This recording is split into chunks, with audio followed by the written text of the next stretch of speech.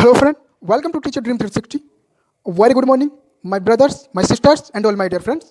तो फ्रेंड, जैसे कि मैं आपके लिए सीटेट से रिलेटेड कंटेंट्स लेकर आता रहता हूँ, इसके लिए मैं आज फिर से सीटेट की ईवीएस, जिसको पर्यावरण अध्ययन भी बोलते हैं, टोटली एनसीईआरटी बेस्ड जो EVS CBSE previous year question से आधारित है, मैंने प्रीवियस ईयर क्वेश्चंस को एनसीईआरटी से एनालिसिस करने के बाद यहाँ पर लेकर आया हूँ। तो फ्रेंड, इसके लिए आप हमारे चैनल को सब्सक्राइब करना, बेल आइकन को प्रेस करना और वीडियो को अपने फ्रेंड के साथ शेयर करना और वीडियो को जरूर लाइक कर देना, ताकि मेरा भी मनोबल बढ़े और आपकी भी तैयारी सक्रिय रूप से हो जाए। तो फ्रेंड, चलिए अपने कंटेंट्स की तरफ। इसके लिए एक बार थम्स अप का बटन जरूर प्रेस करिए जल्दी थम्स अप का बटन, और हमारे कमेंट बॉक्स में हाय हेलो फ्रेंड, ताकि हम आपसे कनेक्ट हो सकें। चलिए बढ़ते हम अपने क्वेश्चन की तरफ। देखिए क्या कहता है हमारा पहला क्वेश्चन। पोलियो प्रभावित करता है, यानी पोलियो किसको प्रभावित करता है? अंग को प्रभावित करता है, दिल को प्रभावित करता है, आंख को प्रभावित करता है या आंखें को प्रभावित करता है? तो फ्रेंड, मैं आपको पोलियो के बारे में बता दूं, पोलियो जो प्रभावित करता है वो हमारे बाहरी अंगों से प्रभावित होता है। यानी पोलियो जो प्रभावित होता है वो हमारे अंग को प्रभावित करता है, वो हमारे दिल को प्रभावित नहीं करता, आंख को प्रभावित नहीं करता, खेत को प्रभावित नहीं करता। वो जो प्रभावित करता है पोलियो अंग को प्रभावित करता है। नेक्स्ट क्वेश्चन क्या कहता है हमारा, पोलियो किसके कारण होता है? पोलियो किसके कारण होता है? बैक्टीरिया, वायरस, मच्छर या मक्खियाँ? तो फ्रेंड, पोलियो जो होता है वो वायरस के कारण होता है। किसके कारण होता है? वायरस के कारण पोलियो उत्पन्न होता है। यानी वायरस एक ऐसा है जो उससे पोलियो हो जाता है। पोलियो वायरस के कारण होता है, ये याद रखना। देखिए क्वेश्चन ऊपर नीचे हो रहे हैं, ये क्वेश्चन नंबर डाल दिए हैं, ये मिस प्रिंट हो गया था। तो क्या कहता है हमारा नेक्स्ट क्वेश्चन, समझ लो ना इसको। वन अधिकार अधिनियम लागू किया गया 2007 में, 2008 में, 2009 में या 2010 में? तो फ्रेंड, वन अधिकार अधिनियम गवर्नमेंट ने जब लागू किया था वो कौन सा ईयर था? 2007 था। कौन सा ईयर था? 2007 में वन अधिकार अधिनियम लागू किया गया था। और फ्रेंड, इसके बारे में अगर मैं बता दूं, ऐसा कौन सा प्रदेश है भारत में, ऐसा कौन सा प्रदेश में जहां सबसे ज़्यादा सर्वाधिक वन पाए जाते हैं? वो मध्य प्रदेश। क्या मध्य प्रदेश एक ऐसा प्रदेश है जब वन सर्वाधिक पाए जाते हैं? सबसे ज़्यादा जो वन है हिंदुस्तान के अंदर वो मध्य प्रदेश के अंदर है। कहाँ पर है? मध्य प्रदेश के अंदर है। चलिए नेक्स्ट क्वेश्चन। निम्नलिखित में से कौन सा फसल उत्सव है? यानी कौन सा फसल उत्सव के नाम से जाना जाता है? यानी ऐसा कौन से उत्सव है, वो कौन सा उत्सव है, ऐसा कौन सा उत्सव है जो फेस्टिवल्स के रूप में मनाया जाता है? यानी ऐसी कौन सी फसल है जो फेस्टिवल्स के रूप में मनाई जाती है? तो फ्रेंड, दिवाली, बिहू, दुर्गा पूजा या सभी? तो फ्रेंड, दिवाली तो नहीं बनाई जाती, दुर्गा पूजा नहीं बनाती, जिस सभी भी नहीं होते। तो बिहू एक ऐसा उत्सव है, बिहू तब मनाया जाता है जब फसल काटी जाती है। यानी इसको, बिहू को फसल काटने के बाद मनाया जाता है हर साल। याद रखना, बिहू एक ऐसा उत्सव है जो फसल काटने के बाद बनाया जाता है। और इसको इसमें भी दे देंगे कि निम्नलिखित में से कौन सा फसल उत्सव है, यानी बिहू। नेक्स्ट क्वेश्चन क्या कहता है, देखिए। ऊंधिया सब्जी व्यंजन किस राज्य से संबंधित है? ऊंधिया एक सब्जी व्यंजन है, वो किस राज्य से संबंधित है? वो राज्य है हमारा गुजरात। कौन सा? गुजरात राज्य से संबंधित है ऊंधिया सब्जी व्यंजन। नेक्स्ट क्वेश्चन क्या कहते हैं हमारा, अब ये जो हार्ड से वर्ड दिखाई देंगे आपको, ये एनसीईआरटी के बिल्कुल रियल वर्ड्स हैं। आप ये मत समझना कि आपको मेरे समझ में नहीं आ रहा, मैं आपको एनालिसिस करवा दूंगा। देखिए क्या कहते हैं, पर्यावरण एवं परिस्थितिकी का भौतिक घटक क्या है? यानी हमारा जो एनवायरनमेंट है और उसकी जो परिस्थिति है, उसके जो डे टू डे प्रतिदिन के जो वो होते हैं कार्य, यानी पर्यावरण परिस्थितिकी का भौतिक यानी फिजिकल घटक क्या है? जंतु है, वनस्पति है, प्रवाहित जल है या परिस्थितिकी है? तो फ्रेंड, प्रवाहित जल क्या है? हमारा पर्यावरण एवं परिस्थितिकी का भौतिक घटक है। लेकिन नेक्स्ट क्वेश्चन क्या कहता है हमारा, जलवायु परिवर्तन से सर्वाधिक प्रभावित होने वाले देशों की सहायतार्थ किसे बनाया गया है? तो friend, green climate fund, climate relief fund या ग्रीन बैंक या वर्ल्ड ग्रीन फंड? तो फ्रेंड, जलवायु परिवर्तन से सर्वाधिक प्रभावित होने वाले देश की सहायतार्थ जो बनाया गया है वो ग्रीन क्लाइमेट फंड, यानी ग्रीन क्लाइमेट फंड उसको सहायता करता है। किसको? जलवायु परिवर्तन से सर्वाधिक प्रभावित होने वाले देश की जो सहायतार्थ है वो ग्रीन क्लाइमेट फंड है। Option number A is correct option. लेकिन नेक्स्ट क्वेश्चन क्या कहते हैं हमारा, वनों का नष्ट करने, यानी वनों को नष्ट करने, डिफोरेस्टेशन का कुप्रभाव क्या पड़ता है? मृदा अपरदन पर, खरपतवार नियंत्रण पर, सूर्य का प्रकाश पर या चरगाव की वृद्धि पर? तो फ्रेंड, नष्ट यानी वनों को नष्ट, यानी जब डिफोरेस्टेशन होता है, यानी जब वनों को साफ कर दिया जाता है, जंगलों को साफ कर दिया जाता है, जंगलों की कटाई कर दी जाती है, तो उसका जो कुप्रभाव क्या पड़ता है? मृदा अपरदन पर। या किस पर पड़ता है? मृदा अपरदन पर कुप्रभाव पड़ता है। देखिए नेक्स्ट क्वेश्चन क्या कहता है हमारा, प्राकृतिक पारिस्थितिक तंत्र का उदाहरण है? क्या पारिस्थितिक तंत्र का जो उदाहरण है हमारा, खेत है, बांध है, झील है या पार्क है? तो फ्रेंड, प्राकृतिक पारिस्थितिक तंत्र का जो उदाहरण है वो हमारा है झील। क्या है? हमारा झील हमारा प्राकृतिक पारिस्थितिक तंत्र का एक उदाहरण है। लेकिन नेक्स्ट क्वेश्चन कृत्रिम पारिस्थितिक तंत्र का उदाहरण क्या है? परवाल भित्ति, वेटलैंड, खेत या नदी? तो फ्रेंड, कृत्रिम पारिस्थितिक तंत्र का उदाहरण है हमारा खेत। क्या है हमारा? खेत। Option number C. परवाल भित्ति नहीं है, वेटलैंड नहीं है, नदी नहीं है। कृत्रिम पारिस्थितिक तंत्र का जो उदाहरण है वो है हमारा खेत। देखिए नेक्स्ट क्वेश्चन क्या कहते हैं हमारा, लवणीय जल पारिस्थितिक तंत्र का उदाहरण क्या है? नदी, परवाल भित्ति, बांध, तालाब? तो फ्रेंड, एक बार मैं आपको बता दूं मेरे प्यारे साथियों, ये जो ऑप्शन है बिल्कुल करीब करीब ऑप्शन है, और ये एग्जाम के अंदर भी ऐसे ही करीब करीब ऑप्शन दे देगा, आप मिक्सअप मत कर देना। तो इसका जैसे लवणीय जल पारिस्थितिक तंत्र का जो उदाहरण होता है वह परवाल भित्ति होता है। आप गलती से तालाब, नदी या बांध मत कर देना, परवाल भित्ति याद रखना। लवणीय जल पारिस्थितिक तंत्र का उदाहरण होता है, लवणीय जल पारिस्थितिक तंत्र का उदाहरण जो होता है वो परवाल भित्ति होता है। क्या होता है? परवाल भित्ति होता है। देखिए नेक्स्ट क्वेश्चन,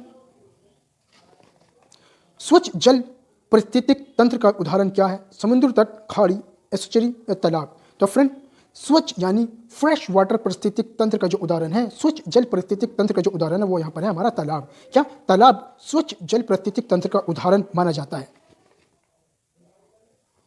नेक्स्ट क्वेश्चन हमारा, मृदा अपरदन को किससे बचाया जा सकता है? मृदा अपरदन को किससे बचाया जा सकता है? ऊपर मैंने बताया था कि जब हमारा डिफोरेस्टेशन होता है, जब वनों को साफ कर दिया जाता है, वनों को कटाई कर दी जाती है, जब डिफोरेस्टेशन होता है तो किस पर कुप्रभाव पड़ता है?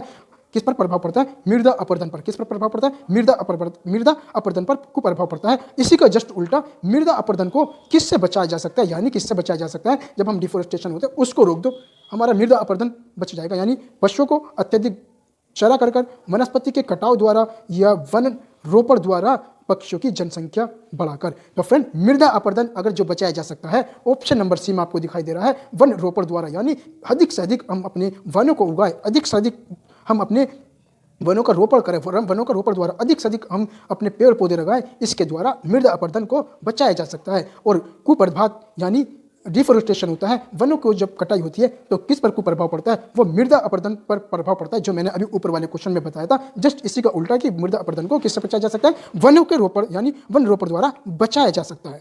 ठीक है, नेक्स्ट क्वेश्चन हमारा क्या कहता है,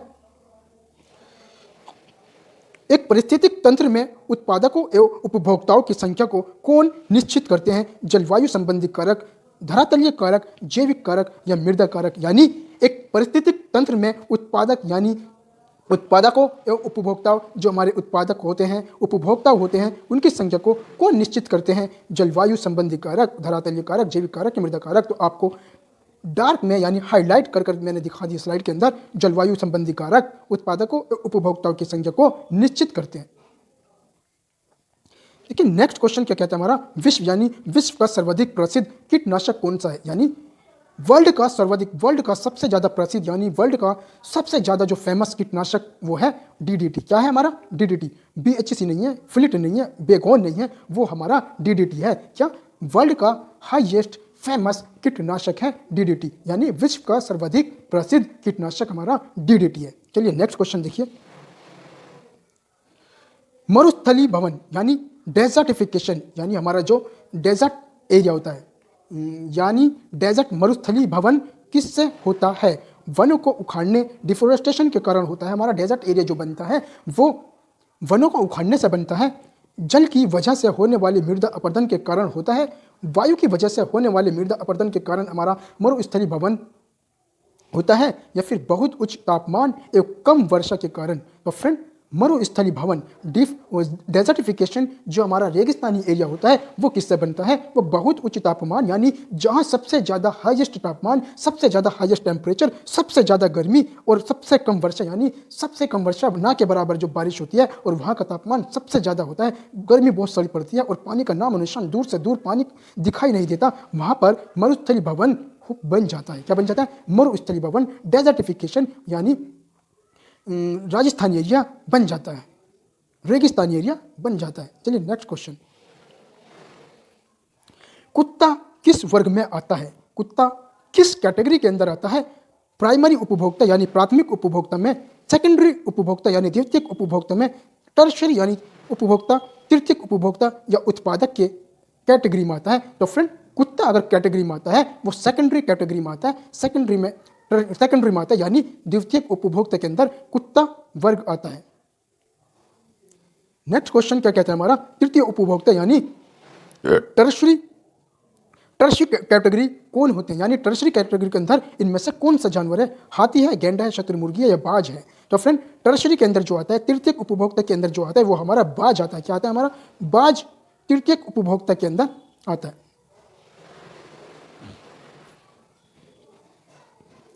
शेर किस वर्ग में सम्मिलित है, यानी इन चारों ऑप्शन में से सर्वाहारी, उत्पादक, द्वितीयक, तृतीयक उपभोक्ता, तो शेर किस वर्ग में सम्मिलित होता है? तो हमारा शेर जो होता है वो हमारा टर्शरी उपभोक्ता यानी तृतीयक उपभोक्ता के अंदर शेर हमारा सम्मिलित होता है, यानी शेर जो है हमारा टर्शरी कैटेगरी के अंदर सम्मिलित होता है, टर्शरी कैटेगरी के अंदर आता है हमारा शेर। इससे याद रखना शेर से कि तृतीय कैटेगरी टर्शरी होती है, लास्ट मतलब थर्ड, और शेर भी होता है बड़ा घूरने वाला। प्रकृति का सफाई कर्मी किसे कहा जाता है, यानी जो हमारा नेचर का जो सफाई कर्मी, सफाई करने वाला किसे कहा जाता है? केंचुए को, गिद्ध को, शतुरमुर्ग को या फिर बाज को। तो फ्रेंड अगर प्रकृति की जो सफाई कर्मी है वो हमें गिद्ध को कहा जाता है। किसको कहा जाता है? गिद्ध को कहा जाता है। इससे भी ध्यान रखना क्योंकि गिद्ध छोटे छोटे आपने देखे नहीं होंगे, जब दिल्ली के पास बड़े बड़े पहाड़ है वहाँ पर आपको बहुत सारे गिद्ध दिखाई देंगे। वहाँ पर जो बहुत सारी ऐसी गंदी सी चीज़ें होती है वो उठा कर लेकर चल जाते हैं। वो मरे हुए कुत्ते वगैरह को भी नहीं छोड़ता, गिद्ध उन सबको उठा कर लेकर जाता है। तो शायद इसी की वजह से प्रकृति का सफाई कर्मी गिद्ध को बोला गया है।